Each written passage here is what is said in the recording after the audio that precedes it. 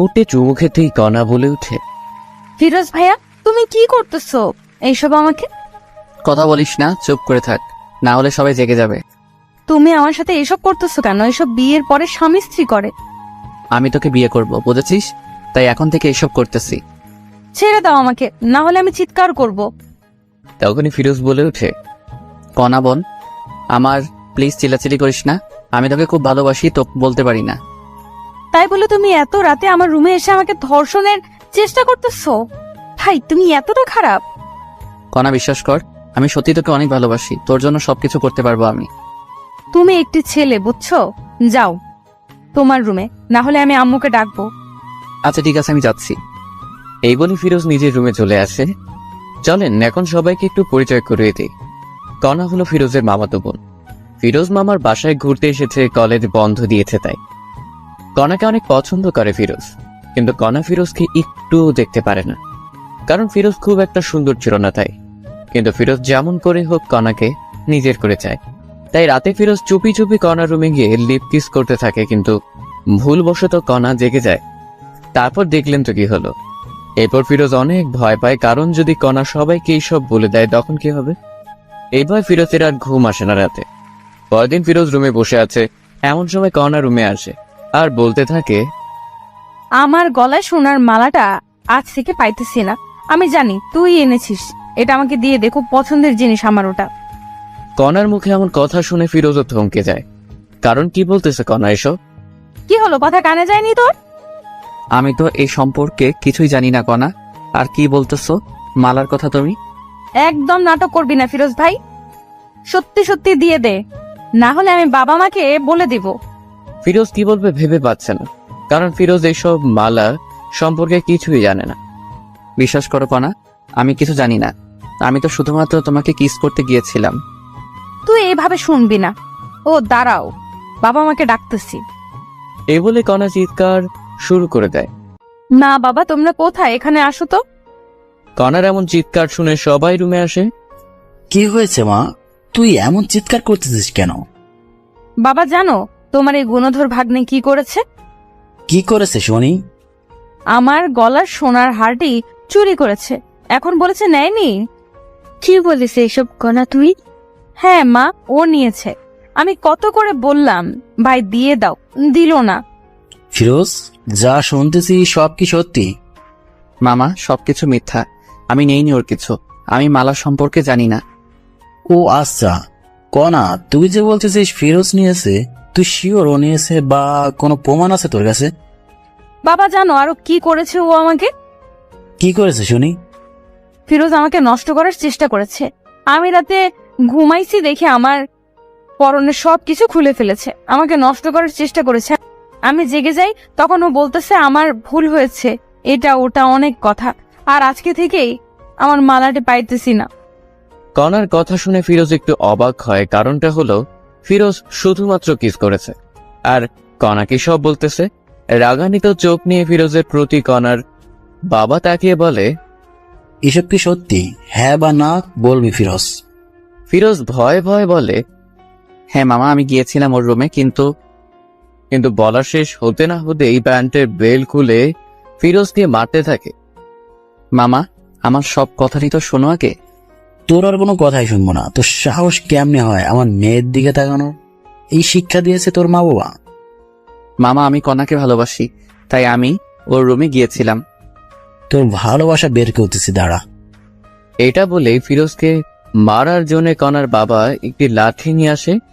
এইদিকে কণা এই সব কিছু দেখতেছে আর হাসতেছে। এরপর নিজের রুমে চলে যায়। তখন কণার মা দেখতে পায় যে ফিরোজের কপাল দিয়ে অঝরে রক্ত পড়তেছে। এই আর মারিও না, দেখো রক্ত পড়তেছে কত। আমার মেয়েকে নষ্ট করার চেষ্টা করে, দাঁড়া ওকে আরো মজা দেখাইতেছি। এই নাও, আর একটিও মারবে না। যাও ব্যান্ডেজ নিয়ে আসো কর্নার রুম থেকে। তোমার নিজের ভাগ্নে, বুঝছো? হয়তো ভুল করেছে, তাই বলে একদম আর মারতে হবে না। কণার মায়ের এমন কথা শুনে কণার বাবাও এবার থামে, আর মাথা ব্যান্ডেজ করার জন্য যখনই কণার রুমে ব্যান্ডেজ আনতে গেল কণার বাবা, তখন শুনতে পায় যে রাত 12টার পর আমাকে ধর্ষণ করার চেষ্টা করেছে। এই সবকিছু মিথ্যা অপবাদ তোমার জন্য দিয়েছি, কিন্তু সিয়াম আমার গলার মালা চুরি করার অপরাধ অপবাদ ও দিয়েছে ফিরোজকে, যে মালা আমি তোমাকে দিয়েছি বিক্রি করার জন্য। পাগলিটা আমার, আমি জানি তুমি আমাকে অনেক ভালোবাসো। শুধুমাত্র অনেক না, অনেকের থেকেও অনেক তোমাকে বিশ্বাস করি আর ভালোবাসি আমি, বুঝছো? I love you Siyam. I love you too my dear girlfriend. আমি তোমাকে ভালোবাসি আমার প্রিয় বান্ধবী। আচ্ছা সোনা পাখি, ঠিক আছে, এখন ফোন রাখি, পরে কথা বলবো, কারণ যদি বাবা মা শুনতে পারে তো সমস্যা হবে। ঠিক আছে, ভালো থাকিও। এরপর কণা ফোন কেটে দেয় আর ভাবতে থাকে, ভালোই হয়েছে এই সময় আমাদের বাসায় ফিরোজ এসেছে, না হলে কেমনে কি করতাম। যাক, আল্লাহ যা করে ভালোর জন্যই করে। এমন সময় কণার বাবা রুমে আসে, এসেই বলে, কনা, ফিরোজের অনেক চোট পেয়েছে, ভীষণ রক্ত পড়তেছে, ওকে একটু মাথায় ব্যান্ডেজ করে দিবা, বায়োডিন আছে দাও তো। তখনই কণা জোরে বলে উঠে, বাবা, তুমি কি পাগল হয়ে গিয়েছো? এই ধর্ষককে আবার ব্যান্ডেজও করে দিবা? তখনই কণার বাবা কিছু বলতে গিয়ে আর বলে না, চুপচাপ বায়োডিন নিয়ে যায়। কণার বাবা চলে যাবার পরেই কণা মনে মনে বলতে থাকে, যাক বাবা, ভালোই হয়েছে সিয়ামের ফোনটি কেটে দিয়েছি, আর একটু হলে তো বাবা শুনেই ফেলতো। আর এইদিকে কণা জানে না যে সবকিছু তার বাবা শুনেছে, তবু কিছু বলেনি। না বলার কারণ আপনাদের পরে নিশ্চয়ই বলবো। এরপর কণার বাবা ফিরোজের কাছে এসে সুন্দর করে সবকিছু পরিষ্কার করে ব্যান্ডেজ করে দেয়। ফিরোজও বুঝতেছে না কি হচ্ছে এইসব। যে মানুষটা একটু আগে অঝরে মারছিল, সে এখন এত যত্ন সহকারে এগুলো করতেছে। এখন ঠিক আছে, ভালো লাগতেছে ফিরোজ তোর? মামা, ভালো লাগতেছে। তুমি যাও একটু ভাত নিয়ে আসো। ঠিক আছে, যাইতেছি। এদিকে কণার মাও ভাবতেছে যে মানুষটা মারতে মারতে শেষ করতে চেয়েছিল, কি এমন হলো আবার এত আদর করতেছে। এদিকে ফিরোজের কাছেও সবকিছু যেন স্বপ্ন মনে হচ্ছিল। কণার মা চলে যাওয়ার সাথে সাথে ফিরোজ তার মামার পা ধরে বলতে থাকে, মামা, আমার ভুল হয়েছে, আমাকে মাফ করে দাও, আমি আর এমন কাজ কখনো করব না। আরে পাগল, ঠিক আছে বাছার, আমি মাফ করে দিয়েছি তোকে। সত্যি মামা, মাফ করে দিয়েছ? সত্যি মাফ করে দিয়েছি। এর ফাঁকেই কণার মা আসে ভাত নিয়ে। এরপর কণার বাবা নিজে হাতে করে ফিরোজকে খাইয়ে দিচ্ছে। এমন সময় কণা বাইরে আসে, সেই তো অবাক এইসব দেখে, কি হইতেছে এইসব। তখন কণা কাছে এসে বলে, ছি ছি ছি বাবা, তুমি একে কোথায় পুলিশকে দিবে তা না করে একে নিজে হাতে খাওয়াই দিতেছো। তোমার মেয়েকে নষ্ট করার চেষ্টা করেছে, আর তুমি কি না। এ বলেই কণা ভাতের প্লেটটি ফেলে দেয়। এইসব সহ্য করতে আর না পেরে কণাকে ঠাস ঠাস ঠাস করে 2টা থাপ্পড় দেয়। বাবা, তুমি এই চোর ধর্ষকের জন্য আমায় থাপ্পড় মারলে? তুমি আমার বাবা ভাবতে ঘৃণা হচ্ছে আমার। আর একটি কথা বললে আরো থাপ্পড় দেবো, যা রুমে যা। এইসব কিছু কণার মা দেখতেছে, কিন্তু ভয় কিছুই বলতে পারতেছে না। ফিরোজও বেশ অবাক হয়ে যায়, কারণ কোথায় মামা আমাকে মারবে তা না কণাকে মারতেছে। কত আদরের মেয়ে জীবনে দেখিনি, মারতে আজ এত জোরে মারলো। এসব ভাবতেছে, তখন কণার বাবা বলে উঠে, ফিরোজ, তোর বাবা মাকে ডাক, ফোন দিয়ে আসতে বলো এখনই। ফিরোজ বাবা মার কথা শুনে একটু ভয় পায়, কিন্তু কিছু করার নেই, ডাকতেই হবে। এরপর ফিরোজের বাবা মাকে ফোন করে ডাকে যেন দুপুরের মধ্যেই চলে আসে। যা রুমে রেস্ট নি এখন, ফিরোজ তুই। এটা বলে কণার বাবা মা দুজনে চলে যায় ওদের রুমে। ফিরোজও রুমে এসে রেস্ট নেয় আর ভাবতে থাকে কি হবে এখন যদি বাবা মা এসব শুনতে পায়, তখন কি হবে। হাজারো চিন্তা ফিরোজের মাথায় ঘুরপাক খেতে থাকে। আচ্ছা, তোমার ঠিক হলো? কনার বাবা, তুমি এমন আচরণ তো কখনোই করনি, আজ কি এমন হলো? কনাকে মারলে তুমি? এরপর সবকিছু কণার বাবা খুলে বলে। এই সবকিছু শুনে যে কণার মাও অবাক হয়ে যায়, ভাবতেই পারে না কণা এমন হয়ে গিয়েছে। তুমি এখন কি করবা? তবে ফিরোজের বাবা মা আসুক আগে, তারপর দেখি কি করা যায়। এরপরই সবাই ফিরোজের বাবা মা আসার অপেক্ষা করতে থাকে। প্রায় বিকেল 5টার দিকে ফিরোজের বাবা মা আসে। এসেই দেখে ফিরোজের এমন অবস্থা। কি আমার ছেলেকে মেরেছে? হ্যাঁ, এত বড় সাহস? আফা আইসিস? আমি মেরেছি ফিরোজকে। কেন মেরেছিস? ফিরোজ কেমন করে? তোর একটু হাত কাঁপলো না? আফা রাগ করিস না, আগে সবকিছু শোন। আচ্ছা বল, কি বলবি? এরপর কণার বাবা প্রথম থেকে সবকিছু বলতে থাকে। এই সব শুনে ফিরোজের মাও অবাক হয়ে যায়। ফিরোজ, আমি তোকে এই শিক্ষা দিয়েছি রে? হ্যাঁ মা, আমাকে ক্ষমা করে দাও।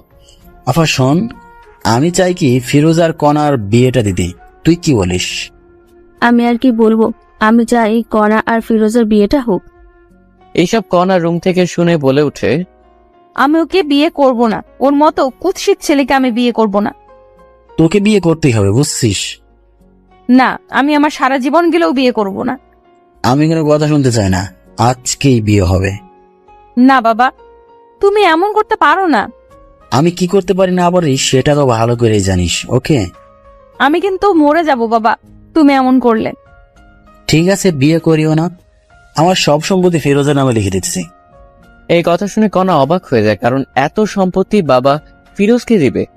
এই সবকিছু আমার ভাগ, তুমি ওকে দিবা কেন? তুমি যদি ফিরোজকে বিয়ে করো তবে তোমার নামে দেব। বাবার এমন কথায় কণা রাজি হয়ে যায়, কারণ কণা ভাবতেছে সব সম্পত্তি পেলেই ফিরোজকে ডিভোর্স দিবে। এই জন্য কণা রাজি হয়ে যায়। এরপর সবাই বিয়ের জন্য সবকিছু রেডি করে। ফিরোজ পরেছে তার প্রিয় রং কালো, তাই কালো পাঞ্জাবি। এদিকে কণা পরেছে লাল রঙের বেনারসি শাড়ি। কণাকে যখন সামনে আনা হলো, ফিরোজ কণাকে দেখে চোখ সরাতে পারতেছেন।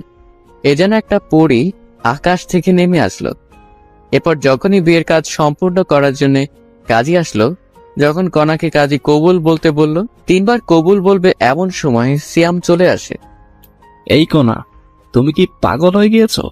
আমাকে ছেড়ে কাকে বিয়ে করতেছ? এটা তোমার ভালোবাসা? বিশ্বাস করো সিয়াম, আমি তোমাকে ভালোবাসি। দেখতেই তো পাইতেছি কেমন ভালোবাসো। এই তোমাকে সব কিছু পরে বলবো আমি, প্লিজ আমাকে ভুল বোঝো না। চুপ করো, মিথ্যাবাদী কোথাকার। আজকের পর থেকে আর যোগাযোগ করবে না আমার সাথে। এটা বলেই সিয়াম চলে যায়। এমন ঘটনা ঘটবে কেউ বিশ্বাস করতেছে না। সিয়াম দাঁড়াও। কণার কোনো কথাই আর না শুনে সিয়াম চলে যায়।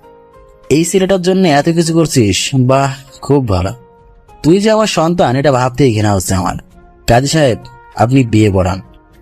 কণা ভাবতেছে কি করবে, কারণ যদি আজ ফিরোজকে বিয়ে করে তবে সিয়াম কখনো ক্ষমা করবে না কণাকে। কি হলো, কবুল বলো কণা। কবুল কবুল কবুল। কবুল বলেই কণা নিজের রুমে চলে যায়। আলহামদুলিল্লাহ পড়ি সবাই। এরপরে সবাই আলহামদুলিল্লাহ পড়ে।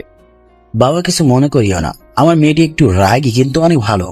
ও হয়তো একটু ভুল করেছে, একজনকে ভালোবেসে, তবে ঠিক হয়ে যাবে। কিছুদিন পরেই দেখিও বিয়ের আগে একটু ভুল করেছে মেয়েরা। এটা বলেই কণার বাবা চলে যায়। ফিরোজ বুঝতেছে না কি করবে, কি হচ্ছে এইসব তার সাথে। সবকিছু যেন গোলমাল হয়ে যাচ্ছে। ফিরোজ এসব ভাবতেছে, এমন সময় কণার মা এসে বলে, ফিরোজ বাবা, রুমে যাও, কণা তোমার জন্য অপেক্ষা করতেছে। এরপর ফিরোজ তার কথা মতো রুমে চলে যায়। কিন্তু ফিরোজ রুমে এসেই দেখে যে কণা রুমে নেই, পালিয়ে গিয়েছে কণা। হয়তোবা ওয়াশরুমে আছে এটা মনে করেই বসে আছে। 10 মিনিট হয়ে গেল কিন্তু কণার রুমে আসার কোনো কথাই নেই। কি হলো আবার এটা ভেবেই ফিরোজ ওয়াশরুমে চলে যায়। অবাক কাণ্ড সেখানেও নেই। তখন ফিরোজ কোনো উপায় না পেয়ে সবাইকে ডাক দেয়, মামা মামি তোমরা কোথায়? কণা তো রুমে নেই। ফিরোজের এমন কথা শুনে সবাই অবাক হয়ে যায়, কারণ কণা কোথায় গেল। কি বলিস? কথা রুমে নেই মানে? মামা কণা রুমে নেই, ও পালিয়েছে মনে হয় আমাদের বোকা বানিয়ে। না, এমনটা হতে পারে না। ওয়েট কর, আগে কণাকে ফোন দেই। এরপর কণার বাবা ফোন দেয়, কিন্তু কণা ফোন রিসিভ করে না। সবাই এখন দুশ্চিন্তা করতেছে, কারণ কণার কিছু হলো না তো আবার। মামা আপনার মেয়ে এই জানালা দিয়ে পালিয়েছে দেখো। এরপর সবাই দেখে সত্যি তো, কারণ জানালা দেখে বোঝা যাইতেছে।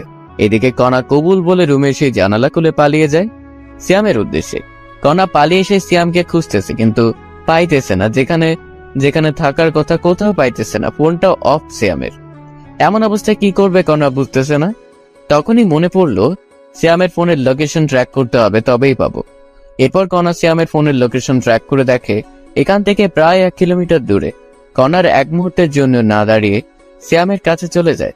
ফোনের লোকেশন অনুযায়ী এসে দেখে এটা তো একটি মদের বার, কিন্তু সিয়াম এখানে কি করতেছে?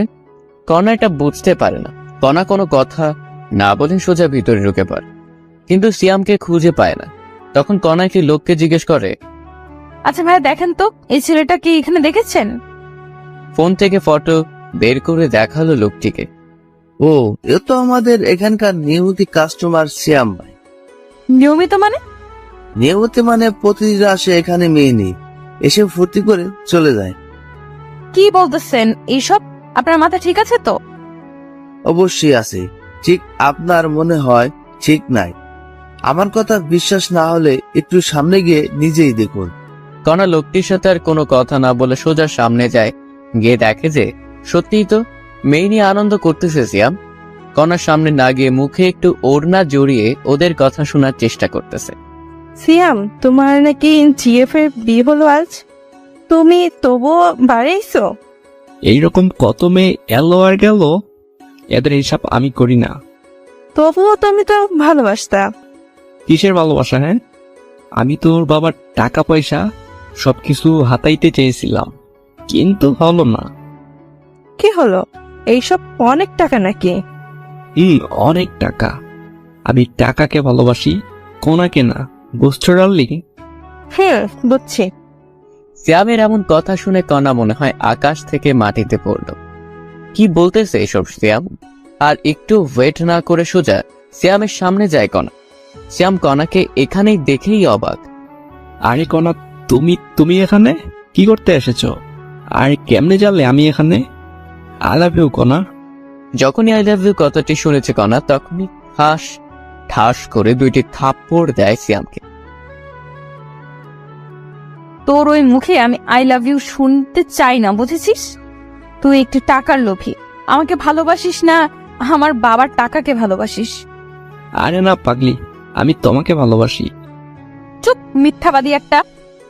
সত্যি জান। তোর মুখে আমি কিচ্ছু শুনতে চাই না। আমি তোদের সব কথাই শুনে ফেলেছি।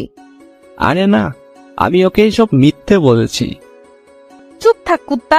তোর জন্য কি করি নাই বল? বাবা মাকে কষ্ট দিছি, নিজের টাকা পয়সা তোকে দিছি, নিজের গলার মালা বিক্রি করে দিয়েছি। বল কি দেই নাই? তোর জন্য একটি ভালো ছেলেকে ধর্ষক বানাইছি। তোর জন্য সবার সামনে অপমানিত হয়েছি আমি। ওই ছেলেটাকে অপমান করেছি আমি। তোর জন্য বিয়ে থেকে পালিয়ে এসেছি। আর সে তুই কি না বারে অন্য মেয়ে নিয়ে আনন্দ করতেছিস? বাহ, খুব ভালো। এই সব দেখার আগে আল্লাহ কেন আমার মৃত্যু করলো না? বিশ্বাস করো, আমি তোকে আর বিশ্বাস করতে পারবো না। ভালো থাকিস, আমার সাথে আর যোগাযোগ করবি না। এটা বলেই কণা বাহিরে চলে আসে। কি করবে এখন কণা, এটা ভাবতে ভাবতেই ক্লান্ত। সবকিছু চিন্তা দূর করে কথা আবার বাসায় যাওয়ার জন্য রওনা দিল। প্রায় 1 ঘন্টা পর কণা বাসায় এসে কলিং বেল বাজায়। কণার বাবা হতাশা বুকে নিয়ে দরজা খুলেই দেখে কণা। কণামা, তুই কোথায় গিয়েছিলি বল? তোর জন্য কত চিন্তা হচ্ছিল জানিস? তোর মা তো কাঁদতে কাঁদতে প্রায় পাগল হয়ে যাচ্ছে। তুই আমাদের বলে যাবি না, ফোনটাও রিসিভ করিস নাই। এসব শুনে কণা তার বাবার পা ধরে কান্না করে আর বলে, বাবা, আমাকে মাফ করে দাও। আমি আর এমন কাজ করব না। তোমরা যা বলবে তাই করব আমি। আরে পাগলি, কাঁদিস না। আমি জানি তো আমার মেয়ে আমার অবাধ্য হতে পারে না। বাবা। কণাকে দেখে সবার মনে যেন একটি শান্তি চলে এলো। আচ্ছা বাবা, ফিরোজ কি চলে গিয়েছে? না, তোর রুমেই বসে আছে মন খারাপ করে। আচ্ছা, তবে আমি উপরে যাই বাবা। যা। তোকে কিন্তু সত্যি ফিরোজ অনেক ভালোবাসে রে। বাবার মুখে এমন কথা শুনে কণা লজ্জা পেয়ে দৌড়ে রুমে আসে। এসেই দেখে যে ফিরোজ জানালার পাশে বসে আছে। কোনো কথা না বলেই পেছন থেকে ফিরোজের কাঁধে হাত রাখে। তখনই ফিরোজ পিছনে ফিরে দেখে কণা। কণা, তুমি কখন আসলে? একটু আগে আসলাম। কাঁদতেছো কেন? ফিরোজ চোখ দুটি মুছে বলে, কই না তো, কেন কাঁদবো? আমি জানি আমাকে ভালোবাসিস, তবে তোকে মেনে নিতে পারবো কিনা পারবো জানি না, তবে ছেড়ে যাব না। চল ঘুমাবি এখন। ফিরোজা কোনো কথা না বলে সোজা গিয়ে শুয়ে পড়ে কণার কথা মতো। একটু পর কণাও এসে শুয়ে পড়ে, কিন্তু একটি কোল বালিশ নিয়ে আসে কণা, এসেই মাঝখানে রাখে। এই এরিয়া পার হবে না। ঠিক আছে, পার হব না। এখন ঘুমাও। এরপর দুজনে ঘুমিয়ে পড়ে। পরের দিন ফিরোজ একটু সকালেই উঠে, কারণ নামাজ পড়ে তো তাই। ফিরোজ উঠে দেখে কণার 104 ডিগ্রি জ্বর। কণার ফিরোজ ফজরে নামাজ পড়তে উঠে দেখে কণা কাঁপতেছে আর ভীষণ পরিমাণে ঘামতেছে। এটা দেখে ফিরোজ একটু কণার কপালে হাত দেয় আর দেখে যে কণার ভীষণ জ্বর এসেছে। কণার এমন অবস্থা দেখে ফিরোজ সাথে সাথেই ফোন করে ডাক্তারকে। আসসালামু আলাইকুম, ডাক্তার বলতেছেন? ওয়ালাইকুম আসসালাম। আমি ডাক্তার বলতেছি। কিছু হয়েছে কি? হয়েছে। আমার স্ত্রীর ভীষণ জ্বর, কি করব এখন? আপনাকে খুব প্রয়োজন এখন। আমি তো একটু বাইরে আছি, আমার যাইতে যাইতে সকাল 10টা বাজবে। আপনার রুমে কি জ্বর মাপার যন্ত্র নেই? ওয়েট, দেখতেছি। এরপর ফিরোজ জ্বর মাপবে, কিন্তু যন্ত্র আছে কিনা সেটা জানে না। তখনই ফিরোজের মনে, কণার রুমে তো অনেক কিছুই আছে, ওষুধ আবার ব্যান্ডেজ হয়তো বা এটাও থাকতে পারে। তাই ফিরোজ খুঁজতে থাকে, তন্ন তন্ন করে সবকিছু খোঁজার পরে অবশেষে খুঁজে পায়। ডাক্তার, খুঁজে পেয়েছি। তবে জ্বরটা মেপে আমাকে জানান। এরপর ফিরোজ ডাক্তার কথা মতো জ্বর মেপে দেখে যে 104 ডিগ্রি জ্বর। এত জ্বর দেখে ফিরোজ অবাক। তখনই আবার ডাক্তারকে ফোন করে। হ্যালো ডাক্তার, 104 ডিগ্রি জ্বর, এখন কি করব? বাবা, এত জ্বর এসেছে? শুনেন, একটা কথা বলি, আপনি জ্বরপুটেই লাগান কপালে, দেখবেন কমে আসবে জ্বর। ঠিক আছে ডাক্তার। আরেকটি কথা, যদি জ্বর না কমে তবে আপনি আপনার স্ত্রীর সাথে সহবাসে যাবেন, দেখবেন কমে এসেছে জ্বর। অনেকে বলতে পারেন সহবাস করলে কি জ্বর কমে? আমি বলবো হ্যাঁ, কারণ হাদিসেও আছে স্বামী যত নিকট স্থলে স্ত্রী থাকবে ততই রোগমুক্ত থাকবে। ডাক্তারের এমন কথা শুনে ফিরোজ থমকে যায়, কারণ এই মেয়ে তো আমাকে দেখতেই পারে না। যদি আবার এমন করি, না জানি কি হবে। কিন্তু ডাক্তার। কোনো কিন্তু নেই, আমি যা বলেছি তাই। এরপর ডাক্তার ফোন কেটে দেয়। ফিরোজ জলপট্টি নিয়ে আসে। এরপর শুরু হলো এই ঘুরা দেওয়া। কিন্তু এত জলপট্টি দেবার পরও কেন জানি কণার জ্বর কমতেছে না। তখনই ফিরোজের ডাক্তারের কথা মনে পড়ে। সত্যি কি এমন করলে ভালো হবে কণা? যদি ভালো না হয় তবে তো কণার সাথে খুব খারাপ হবে। হাজারো চিন্তা মাথায় নিয়ে ফিরোজ কণার কাছে যায়। কণাকে জড়িয়ে ধরার সাথে সাথে আশ্চর্যভাবে কণাও জড়িয়ে ধরে। ফিরোজ কোথা থেকে শুরু করবে কিছুই ভেবে পাইতেছে না। ফিরোজ কণার দিকে তাকিয়ে আছে। ইস, কি সুন্দর মায়াবী মুখ, কতই না সুন্দর, শুধু দেখতেই ইচ্ছে করে। এমন সময় দেখে যে কণার ঠোঁট দুটি কাঁপতেছে, গোলাপের পাপড়ির মতো ঠোঁট দুটি। এমন অবস্থা দেখে ফিরোজ আর নিজেকে কন্ট্রোল করতে না পেরে কণার ঠোঁটে নিজের ঠোঁট ডুবিয়ে দেয়। আপন মনে কণার ঠোঁট দুটি নিজের করে নেয়। কণাও সায় দেয় ফিরোজকে। ফিরোজকে কাছে পেয়ে কণা যেন আরো নিজেকে বিলিয়ে দিতেছে।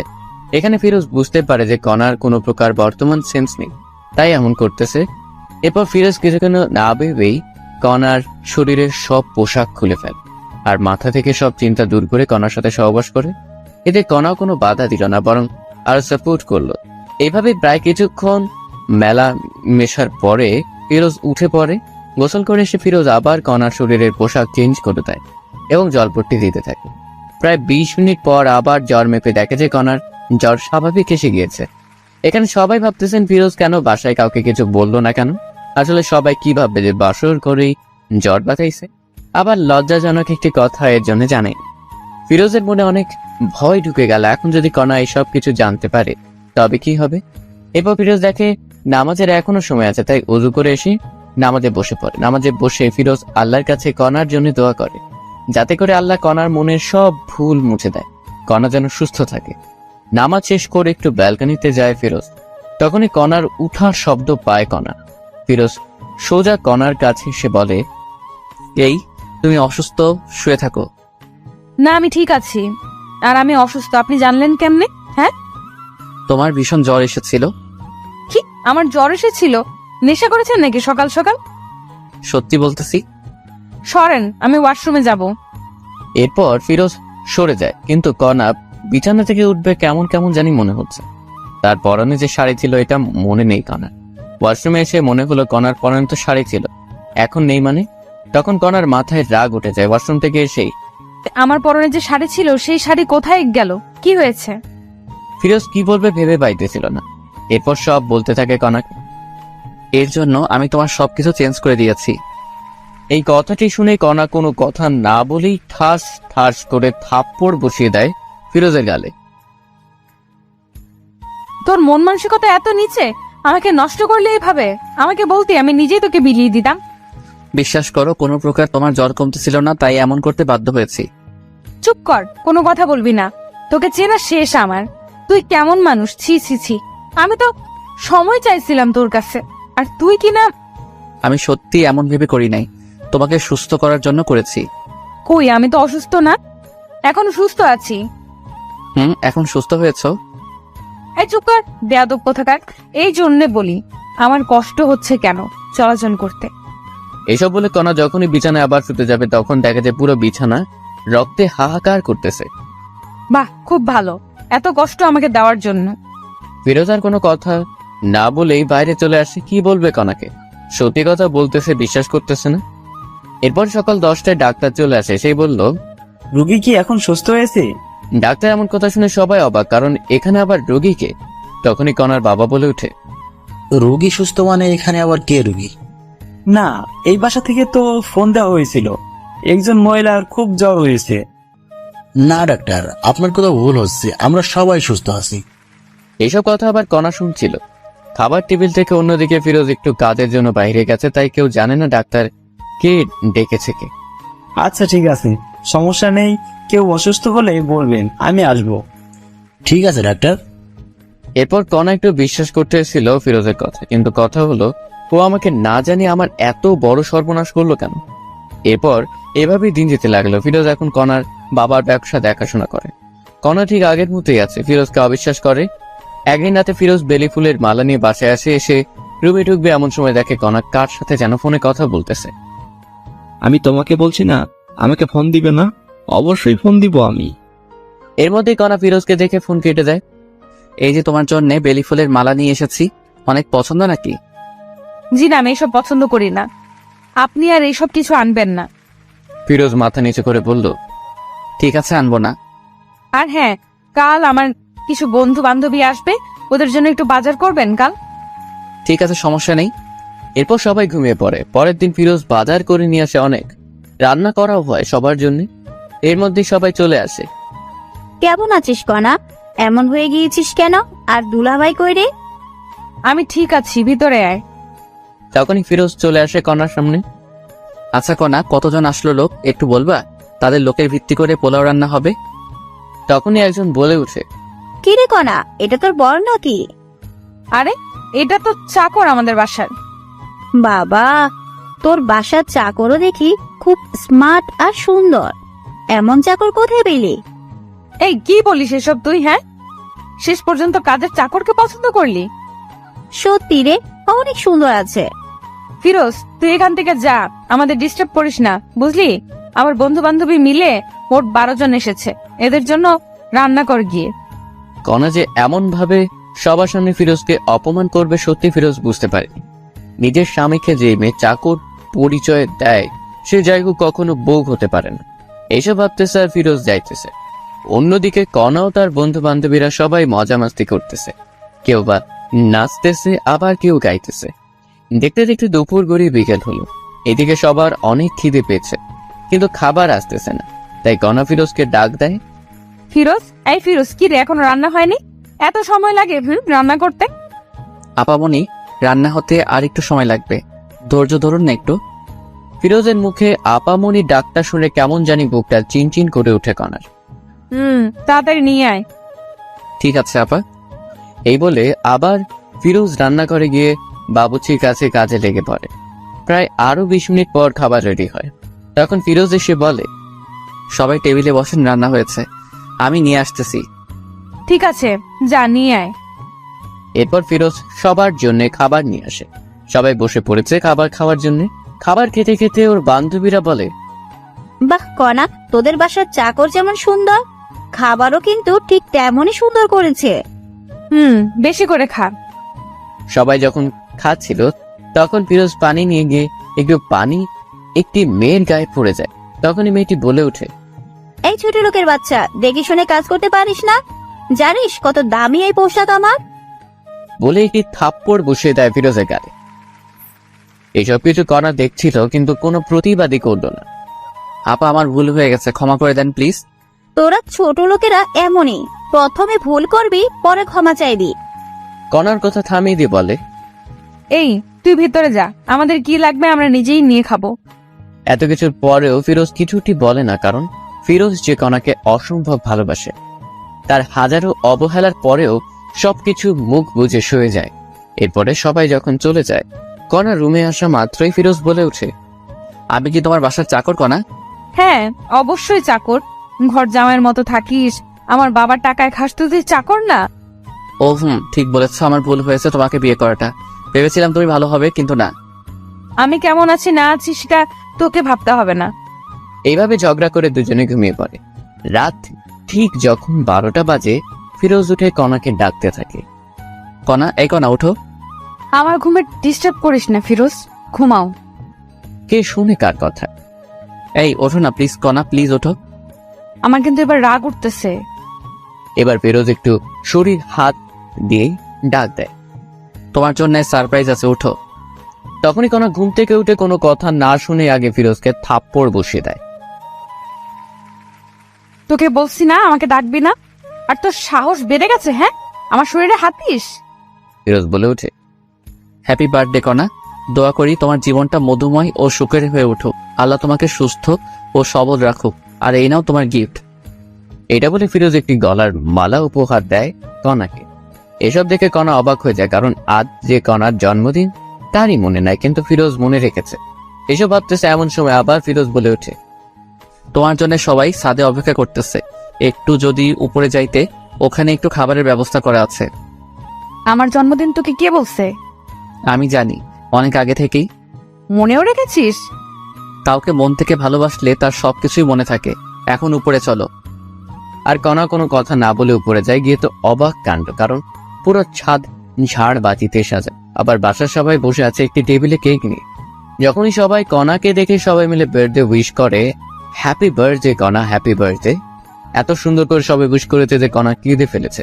কান্না গলায় কণা বলে, এইসব আয়োজন কে করেছে? সবাই বলে ওঠে ফিরোজ করেছে এইসব কিছু। এই কথা শুনে কণা কি বলবে ভেবে পাচ্ছে না। এরপরে কণা গিয়ে কেক কাটে, সবাইকে কেক খাওয়ায় দেয়, কিন্তু ফিরোজকে দেয় না। এতে ফিরোজ অনেক কষ্ট পায়। পরে অন্য লোকেরা ফিরোজকে খাওয়ায় দেয়, তবে ফিরোজ খুশি, কারণ কণাকে খুশি করাতে পেরেছে। এরপরে সবাই এক এক করে রুমে চলে যায়। কণা এবং ফিরোজ রুমে চলে আসে, কিন্তু ফিরোজ রুমে এসে ফোনটা নিয়ে একটু ফেসবুক চালাচ্ছিল। তখনই দেখে যে এমন একটি কাহিনী ঘটেছে। ফিরোজ আর একটু রুমে না থেকে বাইরে চলে আসে, কাউকে কিছু না বলে। কেমন হলো যে ফিরোজ কাউকে কিছু বললো না? ফিরোজের কি হলো? ফিরোজ কি তবে নিখোঁজ হচ্ছে? একটু পর কণাও লক্ষ্য করলো রুমে ফিরোজ নেই, হয়তোবা বাইরে না হলে ওয়াশরুমে গিয়েছে। এটা ভেবে কণার খোঁজ করে না, কিন্তু না, ফিরোজ একটি কাজের জন্য বাইরে এসেছে। প্রায় 2 বা 3 ঘন্টা পরে ফিরোজ বাসায় আবার আসে। এসেই, কণা, এই কণা দেখো, তোমার জন্য কি এনেছি। এবার কণা কোনো প্রকার রাগ না হয়ে উঠে বলে, কি এনেছিস দেখি। এবার ফিরোজ একটি কাচের বাক্স থেকে, এই নাও তোমার জন্য জোনাকি পোকা এনেছি, রুমে সবগুলা ছেড়ে দাও, দেখবে পুরো ঘর জনজন করতেছে। জোনাকি পোকা কথাটি শুনেই কণা চমকে ওঠে আর বলতে থাকে, তোকে কে বলেছে আমি জোনাকি পোকা পছন্দ করি? আর তুই বা এতগুলো জোনাকি পোকা কোথায় পেলি শুনি? তুমি তো ফেসবুকে পোস্ট করেছো একটু আগে যে তোমার জন্মদিনে যদি কেউ জোনাকি পোকা এনে দিবে তাকে অনেক ভালোবাসা দিতা, কারণ জোনাকি রাতে নাকি তোমার খুব ভালো লাগে। জোনাকি পিছন দিয়ে যে আলোটা বের হয় ওটা দেখতে নাকি খুব সুন্দর। তাই আমি এই পোস্ট দেখে জোনাকি পোকা ধরার জন্য আমাদের বাসার ওইদিকে গিয়েছিলাম, যেখানে অনেক জোনাকি পোকা আছে, তাই একটি বাক্সে করে নিয়ে আসলাম কিছু। ফিরোজের এমন কাণ্ড দেখে সত্যি এখন একটু দুর্বল হচ্ছে কণা। দে দেখি বাক্সটি। এরপরে ফিরোজ কণাকে বক্সটি দিয়ে দেয়। কণা যখনই বক্সটি খুলবে দেখে যে প্রায় 100+ জোনাকি পোকা ধরে এনেছে ফিরোজ। সবগুলো জোনাকি পোকা কণা রুমে ছেড়ে দেয়, আর সাথে সাথে যেন পুরো ঘর জোনাকির আলোয় আলোকিত হয়ে ওঠে। কণাকে এত খুশি লাগছিল যা বলে বোঝাতে পারবো না। তুমি কি খুশি হয়েছো? অনেক খুশি হয়েছে আমি। এটা বলে কণা ভাবতে থাকে, যখন আমি এত অবহেলা করি, কত ইগনোর করি, তবু আমার জন্য এত কিছু করে ফিরোজ। প্রায় 15 বা 20 মিনিট হয়, তখন আর আলো দেয় না পোকাগুলা। আস্তে আস্তে সব বেরিয়ে যায় বাহিরে। তখন কণা রুমের লাইটটি জ্বালায় দেখতে পায় যে ফিরোজের শরীরের বিভিন্ন স্থান থেকে রক্ত ঝরতেছে। কিরে, তোর শরীর থেকে এমন রক্ত বের হচ্ছে কেন? আরে তেমন কিছু না, ঠিক হয়ে যাবে, ঘুমাও তুমি। বলতে বলছি কিন্তু তোকে।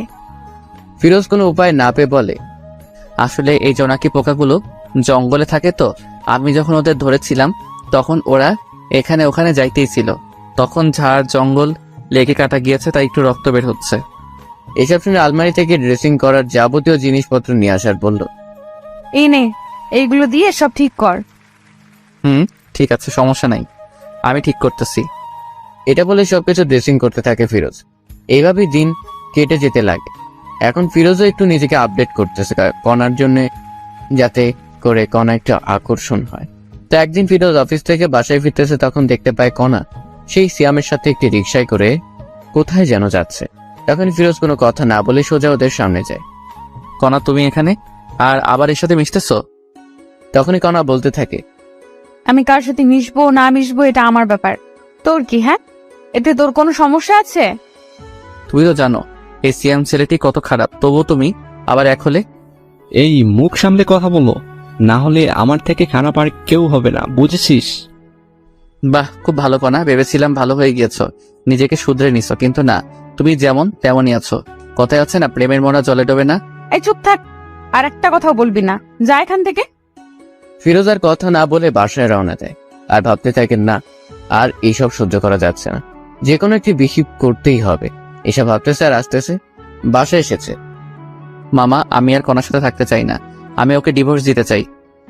এখানে ফিরোজ কিন্তু শ্বশুরকে মামা বলে ডাকে, কারণ আগে থেকে মামা বলার অভ্যেস তাই। কেন, কি হয়েছে বলবি তো? এরপরে ফিরোজ বাসর ঘর থেকে ঘটে যাওয়া সবকিছুই বলে মামাকে। এই সবকিছু শুনে আর কি বলবে, কণার বাবা খুঁজে পায় না, তাই বলে, তোর যা ভালো হয় তাই কর বাবা, আমি আর বাধা দেবো না তোকে। আমি আজ কাজী অফিসে গিয়ে সবকিছু ঠিক করে আসবো, কালকে কাগজ পেয়ে যাবে কণা, আমি এখন আসি। কোথায় যাবি বাবা তুই? আমার বাসায় যাব। তখনই কণার মা বলে উঠে, একটু ভেবে দেখলে হয় না ফিরোজ? অনেক ভেবে দেখেছি মামি, আর না, ভেবেছিলাম নিজেকে শুধরে নেবে কণা, কিন্তু না, ভালো থেকো সবাই, কাল কাগজ চলে আসবে। এটা বলেই ফিরোজ নিজের বাসায় চলে আসে। ফিরোজের বাবা মা দেখেই ফিরোজকে জিজ্ঞেস করে, কি হয়েছে বাবা, তুই এই সময়? আর বোমা কোথায়? ওকে আমি ডিভোর্স দিব মা। না বাবা, এমন কথা বলতে নেই। তুই জানো না মা, এই মেয়ে কত খারাপ। কি বলিস এইসব তুই? মা শোনো, তবে এই হলো কাহিনী, এখন বলো আমি কি করব। আমার ছেলেকে এত কষ্ট দিয়েছে এই মেয়ে, তুই আজকেই ডিভোর্স দিবি? মা তাই করব আমি, কিন্তু আজ অনেক ক্লান্ত আমি। হ্যাঁ ঠিক আছে, রুমে গিয়ে ঘুমিও তবে বাবা। এরপর ফিরোজ নিজের রুমে চলে গিয়ে শান্তির ঘুম দেয়। এদিকে কণা সিয়ামের সাথে অনেক ঘোরাঘুরি করে বাসায় আসে, কিন্তু বাসায় এসে দেখে বাবা মা সবাই নিশ্চুপ। কি হয়েছে মা, মন খারাপ তোমার? বাবাও নিশ্চুপ। আচ্ছা, তোমাদের কি ফিরোজ বকেছে বা কিছু বলেছে? তখনই কণার বাবা ঠাস করে কণাকে দেয় থাপ্পড় আর বলে, তোকে জন্ম দেওয়াটাই পাপ হয়েছে, তোকে আমি ঘৃণা করি কানা। কষ্ট কি জিনিস কখনো পাস নাই তো, তাই এমন হয়ে গিয়েছিস। কেন, কি হয়েছে? এরপর কণার মা সবকিছু খুলে বলে, ফিরোজ তোকে ডিভোর্স দিবে কান। তো কি হয়েছে, কিছুদিন গেলে আমি ডিভোর্স দিতাম। এটা বলে কণা রুমে চলে আসে আর ভাবতে থাকে, সত্যিই কি ফিরোজ ডিভোর্স দিবে? যাই হোক, ভালোই হবে এটা আমার। এসব চিন্তা করতে করতে ঘুমিয়ে পড়ে কণা। পরের দিন যখন সকাল 10টায় কণা উঠবে, তখনই ডাক পিয়ন এসে কণার হাতে একটি কাগজ দিয়ে বলে, মিস কণা, আপনার কাগজ, কাজী অফিস থেকে এসেছে, এটা সাইন করে আমাকে ডাক দিবেন, নিচে নাম্বার আছে। ঠিক আছে, আপনি আসতে পারেন এখন। এরপরে ডাক পিয়ন চলে যায়। কণা কাগজটি নিয়ে পড়তে থাকে আর দেখে যে সত্যি সত্যি ডিভোর্স পেপার। কণা সাইন না করেই রেখে দেয় টেবিলের উপরে। তখনই কণার ফোনে মেসেজ আসে, আজ যাব প্রেমনগর ঘুরতে, যান আমরা, একটি খুশির খবরও আছে, সেখানে গিয়েই তোমাকে বলবো। ঠিক আছে, সমস্যা নাই, আমি তোমার জন্য অপেক্ষা করতেছি, তাড়াতাড়ি আসো। আচ্ছা, আমি রেডি হয়ে আসতেছি। এই বলে ফোন রেখে দিয়ে কণা রেডি হতে থাকে। প্রায় 20 মিনিট পর কণা রেডি হয়ে শ্যামকে ফোন দেয়। কই তুমি? তোমার বাসার নিচে যে দোকান আছে ওইখানেই আমি। আমি যাচ্ছি, একটু ওয়েট। এরপরে কণা শ্যামের কাছে আসে, পরে দুজনে প্রেমনগর উদ্দেশ্যে বেরিয়ে পড়ে। 1 ঘন্টা জার্নি করার পরে গন্তব্যস্থানে পৌঁছে যায়। এখন বলো কি সারপ্রাইজ চান? ফিরোজ আমাকে ডিভোর্স দিয়েছে, এখন আমাদের বিয়ে করতে আরো অসুবিধা হলো। ও তাই জান, ভালোই হলো তবে। বলো কি খাবে এখন? তুমি অর্ডার দাও, যা যা খাবে। এরপরে অর্ডার দেয়, সেই অনুযায়ী খাবার চলে আসে। এরপরে কণা শ্যাম দুজনে খেয়ে দেয়। একটু ঘোরাঘুরি করে বাসায় চলে যায়, কিন্তু কণা বাসায় এসে দেখে তার বাবা মা কাঁদতেছে অঝরে। অনেক লোকজনও জড়ো হয়েছে। কণা তার মাকে জিজ্ঞেস করে, মা কি হয়েছে, এমন করে কাঁদতেছে কেন, বলবা তো? পথের ফকির হয়েছি রে মা, তোর বাবার অফিস আগুন লেগে আজ পড়ে গিয়েছে। কি বলো, কেমনে হলো এসব কিছু মা? জানি না রে, কারা এই কাজ করেছে, পুলিশ খুঁজতেছে এসব কে করেছে। মায়ের কথা শুনে কণা বলে ওঠে, আমি নিশ্চিত এই কাজ কে করেছে। কান্না সুরে কনার মা বলতেছে, কে করেছে তুই জানিস মা? অবশ্যই জানি আমি কে করেছে। কে করেছে বল, তাদের পুলিশ ধরুক। এইসব ফিরোজ করেছে মা, আমি নিশ্চিত, কারণ ও আমাদের উপর প্রতিশোধ নিতে চাইতেছে। কি বলিস এইসব? তোর মাথা ঠিক আছে? ফিরোজ এমন ছেলে না। ওকে অনেক অপমান করেছি, এই কারণেই ও এইসব কাজ করেছে। আমি পুলিশকে ফোন দিতেছি। এটা বলে কণা পুলিশকে ফোন দেয়। আসসালামু আলাইকুম, কমিশনার সাহেব বলতেছেন? ওয়ালাইকুম আসসালাম। আমি কমিশনার বলতেছি, আপনি কে? আমি রহমান সাহেবের মেয়ে কণা। আমাদের অফিস আগুনে পুড়ে গিয়েছে, আমি জানি এই কাজ কে করেছে। কে করেছে বলুন, আমরা তাকে ধরে আনবো। এই কাজ ফিরোজ নামের একটি খারাপ ছেলে করেছে। এই হলো তার পরিচয়, আপনি এখানে গেলেই পাবেন। আপনি শিওর তো? একদম। ঠিক আছে, আমরা দেখতেছি বিষয়টা। এরপর কণা মনে মনে ভাবতে থাকে, ফিরোজ এবার বুঝবি কণা কি জিনিস। আমার সাথে টক্কর দিস ছোট লোক একটা। এদিকে পুলিশ গিয়ে ফিরোজের বাসায় হাজির। তখনই কাকে চাই আপনাদের? ফিরোজকে? আমি ফিরোজ, বলুন কি হয়েছে? আমরা আপনাকে সন্দেহবশতে গ্রেপ্তার করলাম। কি আমার দোষটা বলবেন একটু দয়া করে? আপনি নাকি মিস কণা ম্যাডামের অফিসে আগুন লাগাই দিচ্ছেন। কি বলেন স্যার এইসব? আর কে বলল আমি এইসব কিছু করেছি? আপনার নামে কণা অভিযোগ করেছে, এখন চলুন। ফিরোজের মা এসে বলে, না বাবা, আমার ছেলে এমন না, ও এমন কাজ করতেই পারে না। দেখুন, সত্যিটা সামনে আসলে সবকিছু পরিষ্কার হবে। আপনি কিন্তু স্যার আমাকে সন্দেহ বসতে হাতকড়া পরিয়ে দিয়ে যাচ্ছেন। যদি পরে প্রমাণ পান আমি এসব করি নাই, তবে আমি আপনাদের বিরুদ্ধে কেস করব। এবার পুলিশ রাগ হয়ে বলে, এই, একে নিয়ে চলো। এর এত কিছু শোনার টাইম এখন আমাদের নেই। মাত্রে পুলিশ ধাক্কা দিতে দিতে ফিরোজকে নিয়ে চলে। মা চিন্তা করিও না, সব ঠিক হবে ইনশাল্লাহ, আমার কিছু হবে না। এমন অবস্থা দেখে ফিরোজের মা কান্না করতেই আছে। হাজার হলেও মা, ছেলে বিপদে থাকলে তো কান্না করবেই। ফিরোজকে জেলে এনেই মারধর করতেছে পুলিশ, সত্যিটা বের করার জন্য। কিন্তু ফিরোজ একটি কথাই বলে, আমি কিছু জানি না। জানিস না? তবে ওরা কেন তোর নাম বললো এখন বল। স্যার কণা আমার বউ। কি বলিস, কণা তোর বউ? হ্যাঁ স্যার, তবে শুনুন। এরপরে ফিরোজ পুলিশকে সবকিছু বলতে থাকে, যা যা হয়েছে। ফিরোজের মুখে সব শুনে বলে, ও, এই কাহিনী? স্যার এইগুলো আসল কাহিনী। আচ্ছা ঠিক আছে, একে কেউ আর মারিও না, লকাবে গণু। আর দেখো আসল কাহিনী কে ঘটিয়েছে। আমি যদি না করে থাকি এইসব, তবে আমাকে লকআপে রাখবেন কেন? সন্দেহবশতে রাখতেছি, আমাদের লোকেরা কাজে লাগিয়ে পড়েছে। আসল লোককে পাইলে আপনি মুক্তি। এরপর ফিরোজ আর কিছুটি বলে না, চুপচাপ অপেক্ষা করতে থাকে। রাত পেরিয়ে সকাল হলো। জেলেই সেদিন ফিরোজের। পরের দিন ফিরোজ দেখতে পায় কণা এসেছে জেলে। এই ছোট লোকের বাচ্চা, তোর সাহস কেমনে হয় আমাদের অফিসে আগুন লাগাইতে? আমি লাগাইনি, অন্য কেউ লাগাইছে। আবার মিথ্যা বলিস? সত্যি বলে দে, কেন এমন করেছিস? এত কথা বলা টাইম নেই তোর সাথে, পুলিশ খোঁজ করতেছে, পরে জানা যাবে কে আসল দোষী, তখন না হয় আসিস। ফিরোজের এমন কথা শুনে কণার রাগ হয়ে যখনই যাইতে ধরবে একটি পুলিশ তখনই আসে। এই যে কণা, ওয়ে, আমরা আসল দোষীকে পেয়েছি। কে আসল দোষী? জেলে যে ফেরুজ। কথাটি বলার সাথে সাথে কণা কথাটি আটকে দিয়ে বলে, আমি বলেছিলাম তো এই ফিরোজ ছোট লোকটা আসল দোষী। তখন পুলিশ ধমক দিয়ে বলে, এ মহিলা চুপ করেন, মুখে যা আসে তাই বলেন। হ্যাঁ, পুলিশের এমন ধমক পেয়ে কণা চুপ হয়ে থাকে। আপনাদের অফিসের সামনে একটি দোকানে সিসি ক্যামেরা ছিল, সেখানে দেখা যাচ্ছে দুইজন ছেলে হাতে আগুন নিয়ে যাচ্ছে। ওরাই এই কাজ করেছে। কি বলেন এসব আপনি? আমি বলছি না, ক্যামেরা বলতেছে। আর আমাদের লোক খোঁজ পেয়েছে লোকগুলার, একটু পরেই আসবে। তখনই ফিরোজ বলে ওঠে, স্যার আমি কি একটু দেখতে পারি, লোকগুলোকে যদি চিনতে পারি? অবশ্যই। এই, ওর লগাবের তালাটি খুলে দাও তো। এরপর ফিরোজ এসে দেখতে থাকে। স্যার আমি এদের চিনি, এরা কণার বাবার অফিসে চাকরি করত। কয়েকদিন আগে অ্যাকাউন্ট থেকে টাকা চুরির জন্য এদের বহিষ্কার করা হয়। আপনি শিওর তো? 1000% শিওর স্যার আমি। কথাটি শেষ হতে না হতেই পুলিশ ওই লোক দুটিকে ধরে আনে, এনে জিজ্ঞেস করে কেন করেছে এসব কাজ। তখন তারা বলতে থাকে, স্যার, আমাদের দুশ্মন ছিল রহমান সাহেব, আর আমাদের অফিস থেকে সবার সামনে অপমান করে বের করে দিয়েছে, তাই আমরা এমন কাজ করেছি। এখানে ফিরোজ স্যার এই কাজটি করেননি। কি বিশ্বাস হলো তো এখন আপনাদের? আসলে ফিরোজ সাহেব কি বলে যে আপনাকে সান্ত্বনা দিব বলার ভাষা নেই, কিছু মনে করিয়েন না। কোনো কিছু করার আগে অবশ্যই জেনে নেবেন, যাকে ধরবেন তার সম্পর্কে ভালো মন্দ, এরকম খারাপ মহিলার কথা কাউকে এমন করবেন না। ঠিক আছে। আর এই যে কোনা, আর আপনি এমন কিছু করবেন না যাতে অন্য কেউ কষ্ট পায়। ঠিক আছে। আসি তবে স্যার, ভালো থাকবেন। তখনই পুলিশ বলে ওঠে, দাঁড়াও, আবার কি হলো বলুন? এই যে কোনা, আপনি ফিরোজ সাহেবকে সরি বলুন, কারণ আপনার জন্য অনেক কষ্ট সহ্য করেছে জেলে। আরে থাক, সমস্যা নাই। আমি যা বলছি তাই করেন।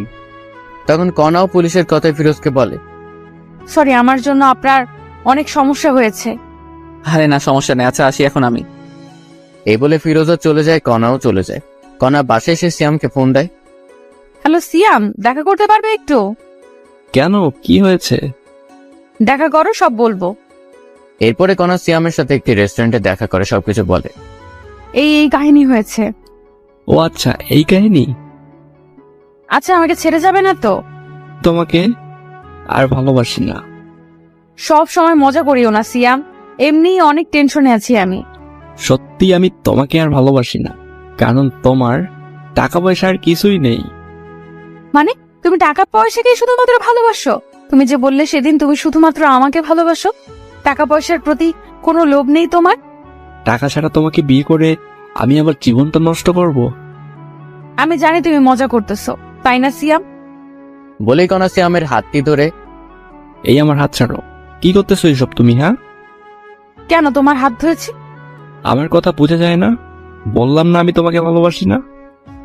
কথাটি বলা মাত্রই কণা ঠাস করে একটি থাপ্পড় বসিয়ে দেয়। তোকে ভালোবেসেই বড় ভুল করেছি। একবার ছেড়ে গেলাম, কিন্তু কেন যে তোর জীবনে আবার ব্যাক আসলাম? তোর মতো টাকার লোভী লোকগুলোর জন্য ভালোবাসা পূর্ণতা পায় না। এটা বলে কণা রেস্টুরেন্ট থেকে বেরিয়ে চলে আসে। এদিকে সিয়ামও কিছু বলে না, কারণ যার কাছে টাকা আছে সিয়াম তার কাছেই আছে। সবাই ভাবতেছেন সিয়াম এমন করলো কেন। আসলে কণার বাবার অফিসটা আগুনে পুড়ে যাবার কারণে কণারা রাস্তায় নেমে পড়ার মতো অবস্থা। তাই সিয়াম কণার সাথে ব্রেকআপ করছে। কণা বাসায় এসে রুমের সবকিছু ভাঙতে শুরু করে। তখনই কণার বাবা মা আসে আর বলে, কণা কি হয়েছে? তুই এসব ভাবতেছিস কেন, আমাকে বল। বাবা, মানুষ আমাকে এত কাঁদায় কেন, কষ্ট দেয় কেন? কে কষ্ট দিল রে মা? সিয়াম সিয়াম এখন পল্টি গেছে বাবা। আমি খুব ভালোবাসতাম সিয়ামকে, ও আমাকে ছেড়ে গেল আজ টাকা নাই বলে। একটি কথা মনে রাখিস মা, আল্লাহ ছাড় দেয় কিন্তু ছেড়ে দেয় না। মানে? তুই কম কষ্ট দিয়েছিস ফিরোজকে, ও তোকে অনেক ভালোবাসতেন, কিন্তু তুই এতটাই খারাপ ব্যবহার করছিস যা বলার ভাষা খুঁজে পাই না। বাবার এমন কথা শুনে কণা বলে ওঠে, বাবা, আমি অনেক বড় ভুল করেছি। বাদ দে এইসব কিছু, এখন নিজেকে প্রতিষ্ঠিত করতে হবে তোকে। কেমনে কি করব বাবা বলো? আমাদের তো সবকিছু শেষ। শেষ হয়ে তোর কি হয়েছে? আবার নতুন করে শুরু করবি তুই? আর চিন্তা করিস না, আমার বন্ধুর অফিসে তোকে পাঠিয়ে দিব। আমি ওর সাথে কথা বলে রাখবো, কাল থেকে জয়েন করবি। আর নিজেকে পরিবর্তন করে দেখবি, পারবি তো? অবশ্যই পারবো বাবা, আমাকে পারতেই হবে। ঠিক আছে, আমি কথা বলতেছি, তুই রেস্ট নে রোয়। এই বলে কণার বাবা চলে গেল। এদিকে কণা ফিরোজের কথা ভাবতে থাকে মনে মনে। আচ্ছা, আমি ওকে এত কষ্ট ও খারাপ ব্যবহার করার পরেও ফিরোজ আমাকে এত ভালোবাসতো, আর আমি সেই কিনা কত খারাপ ব্যবহার করেছি। আমার বার্থডেতে সবাইকে কেক খাওয়ালাম, ওকে দিলাম না, তবু কিচ্ছুটি বললো না। আমার জন্য নিজের জীবন বাজি রেখে এত রাতে আমার প্রিয় জোনাকে পোকাগুলো আনলো, তবুও তাকে কষ্ট দিলাম। ফিরোজ কি আমাকে ক্ষমা করে দিবে? তখনই কণার ডিভোর্স পেপারের কথা মনে পড়ে, সাথে সাথে নিয়ে পড়তে থাকে। সত্যি তো ফিরোজ ডিভোর্স দিয়েছে, সাইনও করেছে, শুধুমাত্র আমার সাইনটাই বাকি আছে। তখনই কণা লক্ষ্য করলো পেপারের ভিতরে আরেকটি খাম। কৌতূহল বশত কণা খামটি বের করে দেখতে থাকে। কণা খামটি পড়তেই অবাক হয়। লেখা ছিল, প্রিয় কণা, জানি তুমি আমাকে ভালোবাসো না, কিন্তু বিশ্বাস করো আমি তোমাকে সত্যি অনেক ভালোবাসতাম, বলতে পারো নিজের থেকে বেশি। তোমাকে নিয়ে অনেক স্বপ্ন বুনেছিলাম, ভেবেছিলাম ইনশাল্লাহ সবকিছু পূরণ হবে, কিন্তু হলো না। তুমি আমাকে ধর্ষক বানাইলা, তবুও মেনেছিলাম। এই কারণে তোমার বাবার অনেক মাইরও খাইলাম, তবুও তোমার জন্য সবকিছু মেনে নিলাম। তুমি আমাকে চোর বানাইলা, তবুও কিছু বললাম না। তোমার বন্ধু বান্ধবীর সামনে অপমান করলা চাকর বলে, তবু কেন সহ্য করেছি জানো? তোমাকে ভালোবাসি বলে। সবার সামনে থাপ্পড় মারলো তোমার বান্ধবী, তবুও প্রতিবাদ করলে না। বার্থডেতে তোমার জন্য কেক কাটলাম, কষ্টের বিষয়ে আমাকে একটু কেক খাওয়াই দিলা না, খুব কষ্ট পাইছিলাম, তবুও মেনে নিলাম। তুমি ছোট, এখনো তেমন জ্ঞান হয়নি। যখন দেখলাম তোমার পছন্দ জোনাকি পোকা, তখন রাত 1টায় উঠে তোমার জন্য জোনাকি পোকা সংগ্রহ করতে গেলাম, গিয়ে সাপেরও কামড় খেয়েছি পায়ে, তারপর ডাক্তার কাছে থেকে ওষুধ খাইছি, তবুও ওই অবস্থায় জোনাকি ধরে আনলাম, একটি ধন্যবাদও দিলে না। তবুও নিজেকে বোঝালাম ছোট মেয়ে সব বুঝবে পরে, ভেবেছিলাম তুমি আস্তে আস্তে সবকিছু বুঝবে, কিন্তু না, বুঝলে না। এরপর যেই দিন তোমাকে দেখলাম সিয়ামের সাথে যাচ্ছ, আমি দেখে অবাক হয়ে যাই, তাই তোমার কাছে গিয়েছিলাম বুঝাইতে। সিয়াম ভালো ছেলে না, কিন্তু তুমি এতটাই অপমান করেছো যে বোঝার মতো ভাষা নেই, তাই তোমার সুখের জন্য নিজেই তোমাকে ডিভোর্স দিলাম। সুখে থেকো সিয়ামের সাথে। আচ্ছা একটা কথা বলি কনা, তোমাকে ভালোবাসা থেকে আমার ভুল ছিল, তোমাকে নিয়ে স্বপ্ন দেখাটা কি ভুল ছিল? ভালো থেকো, এই কামনাই করি। ইতি, ফিরোজ। এই কথাগুলো পড়ে কণা চোখ দিয়ে অঝরে পানি পড়তে আসে। কণা কি করবে ভেবে পাইতেছে না। একটি মানুষ এতটা ভালোবাসা ছিল আর আমি বুঝতেই পারিনি। এইসব ভাবতে ভাবতে কণা ঘুমিয়ে পড়ে। রাত ঠিক 10টা, এমন সময় কণার বাবা রুমে আসে। কণা, কণা, বাবা বলো। বন্ধুকে বলেছি কালকে জয়েন করবি নতুন অফিসে। বলেছে তোর নাকি স্যালারি 50+ ধরবে।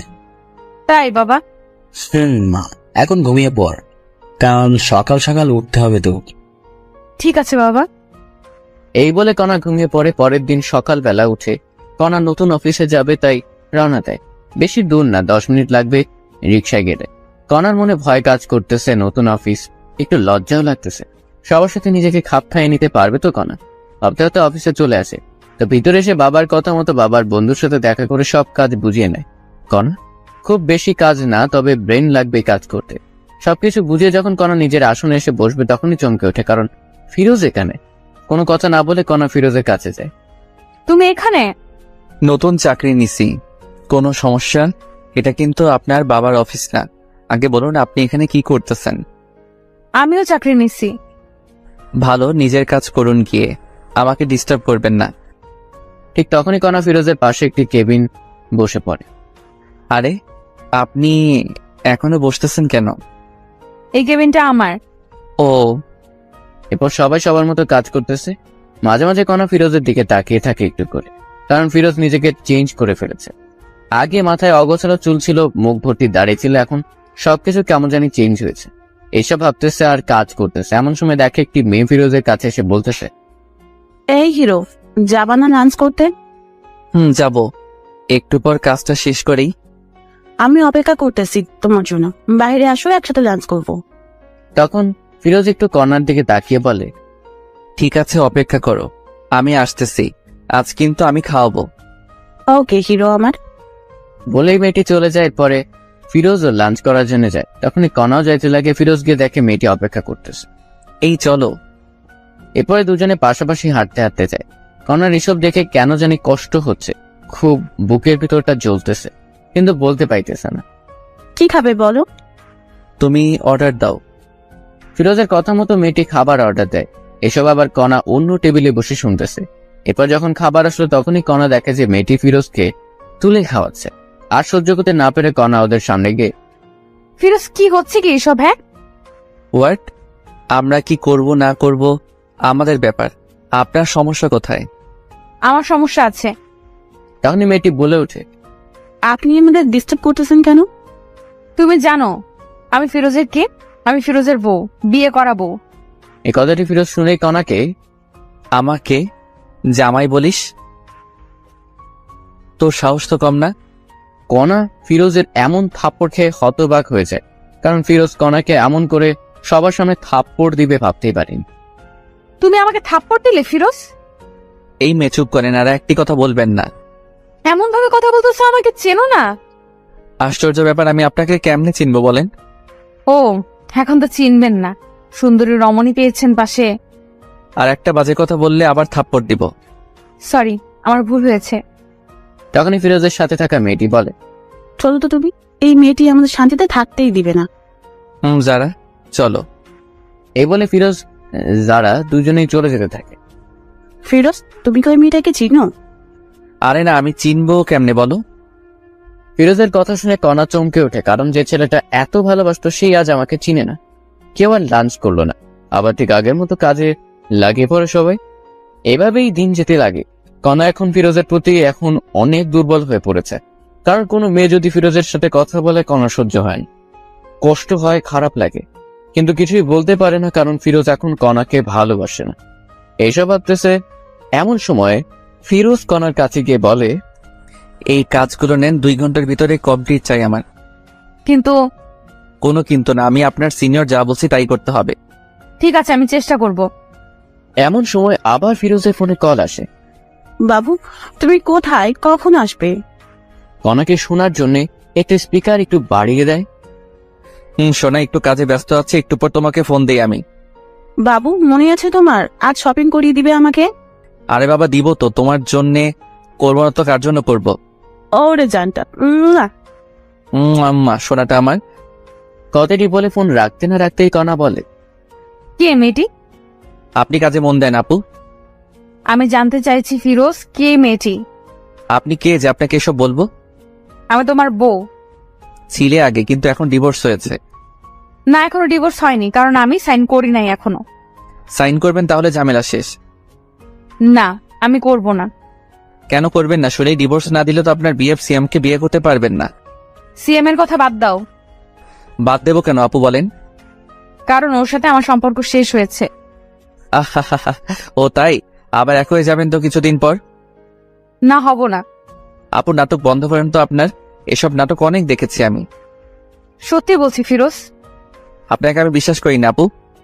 ও, এখন কাজ করেন, অলরেডি 20 মিনিট আপনার শেষ, সময় মতো কাজ যেন পাই। শুন না ফিরোজ, একটু। জি বলেন। অফিস শেষে কফি খাইতে যাবে? আপনার সাথে? আমার সাথেই যাবে। হাসলেন আপনি আমাকে? কেন?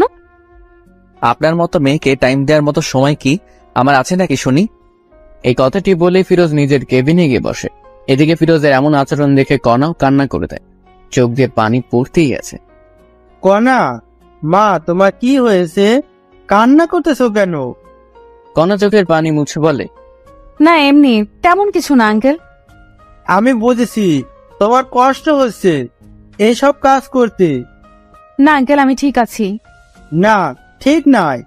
আমার বন্ধুর মেয়ে এত কষ্ট করবে আমার সহ্য হবে না। কাল থেকে তুমি আমার জায়গায় বসবে, সব দেখাশোনা করবে, আর আমি অন্য অফিসে যাব। কিন্তু আঙ্কেল।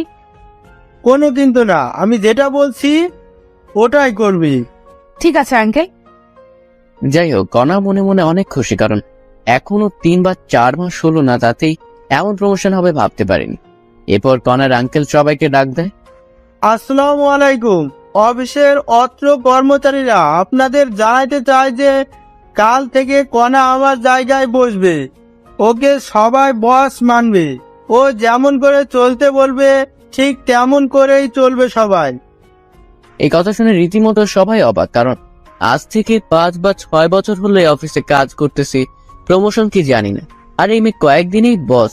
সবাই বসের কথা সাড়া দেয়, ঠিক আছে বস। এরই মধ্যে ফিরোজের দেওয়া সব কাজ কমপ্লিট করে কণা আসে। এই নাও, তোমার কাজ সম্পূর্ণ হয়েছে। ধন্যবাদ আপনাকে। এখন তো আমি তোমার বস। আজ থেকে না, সেটা কাল থেকে। আর আপনি আমার বস, তো কি করা লাগবে এখন আমাকে? হ্যাঁ, তাও ঠিক। এরপরে সবাই সবার মতো কাজে লাগিয়ে পড়ে। কাজ শেষে যে যার মতো বাসায় যায়। তো পরের দিন সবাই অফিসে এসে দেখে কণা বসের কেবিনে বসে আছে। বসবেই তো, কারণ প্রমোশন হয়েছে। এরই মধ্যে ফিরোজ আজ একটু দেরিতে অফিসে আসে। মিস্টার ফিরোজ, আমার কেবিনে আসুন তো একটু। ফিরোজ বুঝতেছে না কেন ডাকতেছে কণা হঠাৎ করে।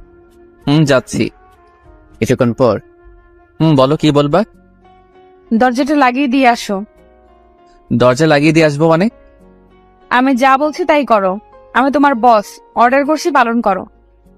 ফিরোজ আর কিছু না বলে দরজা লাগিয়ে দিয়ে আসে। বলো কি বলবে এখন? ফিরোজ, আমি তোমাকে সত্যিই ভালোবেসে ফেলেছি, আমাকে বিশ্বাস করো। আপনাকে সত্যি বিশ্বাস হয় না আমার। আপনার বিয়ে পাচ্ছে, ওনার সাথে সম্পর্ক ঠিক করেন গিয়ে। তোমাকে বলছি না আমি ভুল করেছি, আমার ভুল হয়েছে, আমাকে মাফ করে দাও না। সরি, মাফ করবেন আমাকে। কথাটি বলা শেষ হতে না হতেই কণা ফিরোজের শার্টের কলার ধরে কাছে টেনে নেয়। এই এমন করিস কেন? আমাকে আর একটিবার বিশ্বাস কর না। এই কি করছে? এসব ছাড়ো আমাকে। তুই আমার স্বামী, আমি তোকে যা মন চায় তাই করব। বলেই কণা ফিরোজের ঠোঁট দুটি আপন করে নেয়, মানে কিস করতে থাকে। ফিরোজ বুঝতেছে না কি করবে। এই কি হলো, ভালো লাগতেছে না তোমার? জানি না। আর আপনি চাকরের ঠোঁটে কিস করলেন, কারণটা কি? আবার শুরু হলো না? চুপ থাকো তো। বলে আবার কিস করতে শুরু করে। ফিরোজকে ঠোঁটে কিস করা শেষ হতে না হতে গলায় ঘাড়ে দিতেছে কণা। কণা যেন ফিরোজের জন্য পাগল হয়ে গেছে, কারণ ফিরোজকে কাছে নিয়ে শরীরে ঘ্রাণ নিতেছে। এমন সময় ফিরোজের ফোনে কল আসে। কণাকে ছাড়িয়ে ফিরোজ ফোনটি রিসিভ করে। জান, তুমি কোথায়? তোমাকে অফিসে কোথাও দেখতেছি না। আমি একটু বসের রুমে আছি, পরে কথা বলতেছি। কে এই মেয়েটি ফিরোজ? জবা এর নাম। কেন? তোর সাথে কি এর? হ্যাঁ, আজকে ওই জবাকে অফিস থেকে তাড়িয়ে দেব। না, এমন কিছু করিও না। এটা বলে ফিরোজ চলে যায় কাজে। তখনই ফিরোজকে দেখে সবাই একটু হাসে, কিন্তু কেন হাসে ফিরোজ বুঝতেছে না। তখনই যারা চলে আসে। ওই তোমার কথাটি বলতে না বলতেই কণা চলে এসে বলতে থাকে, এই যে যারা, আপনাকে যদি কাজ ছেড়ে একবারও ফিরোজের কাছে দেখি বহিষ্কার করব। ঠিক আছে ম্যাডাম। যাও তোমার কেবিনে। এরপরে কণার কথা মতো যারা চলে যায়। তখনই আবার কণা ফিরোজকে দেখে হেসে দেয়। ফিরোজ কণার হাসি দেখেও অবাক হয়। এই যে মিস্টার ফিরোজ, আপনার ঠোঁটে লিপস্টিক, সবাই দেখতেছে, মুখটা একটু ধুয়ে আসো। কি লিপস্টিক? এই লিপস্টিক আবার কোথায় থেকে আসলো আমার ঠোঁটে? একটু আগে যে আমার ঠোঁট দুটো তোমার ঠোঁটের সাথে মিশিয়েছিলাম, তখন লেগে গেছে, ভুলে গেছো বুঝি? সত্যি তো? কথাটি শুনে ফিরোজ নিজের মুখটা হাত দিয়ে মুছতে থাকে। কোথায় লিপস্টিক? মুছে যাবে তা নয়, আরো পুরো মুখেই ভর্তি হচ্ছে। তখনই কথা আবার বলে, সত্যি তোমার ঠোঁটের ছোঁয়া পেয়ে আমি পাগল হয়ে যাচ্ছিলাম। আপনাকে আমি দেখে নিব, কিন্তু বলে দিলাম। চলো না বাসায় দেখিও। হোয়াট? যা বলছি আমি তাই করো। ওয়াশরুমে গিয়ে ফ্রেশ হয়ে আসো, একটু বাইরে যাব। সরি, আমি বাইরে যেতে পারবো না। তুমি বললে তো আর হবে না, আমি তোমার বস, যা বলছি তাই করতে হবে। মাফ করবেন। This is my order. Firoz আর কিছু না বলে হ্যাঁ সূচক কথা বলে। এরপরে 20 মিনিট পরে কণা আর ফিরোজ দুজনে মিলে একটি রেস্টুরেন্টে যায়। সেখানে গিয়ে ফিরোজ আবার কণার এক্স বয়ফ্রেন্ড সিয়ামকে দেখে একটি মেয়ের সাথে। ফিরোজ ভেবে নেয় কণা নিশ্চয়ই কোনো প্ল্যান করেই আমাকে এনেছে। আপনি কি আমাকে আবারও অপমানিত করার জন্য এনেছেন? আরে অপমান করবো কেন, চলো বসি এখন। অপমানিত যদি না করবেন তবে আপনার এক্স বয়ফ্রেন্ড সিয়াম এখানে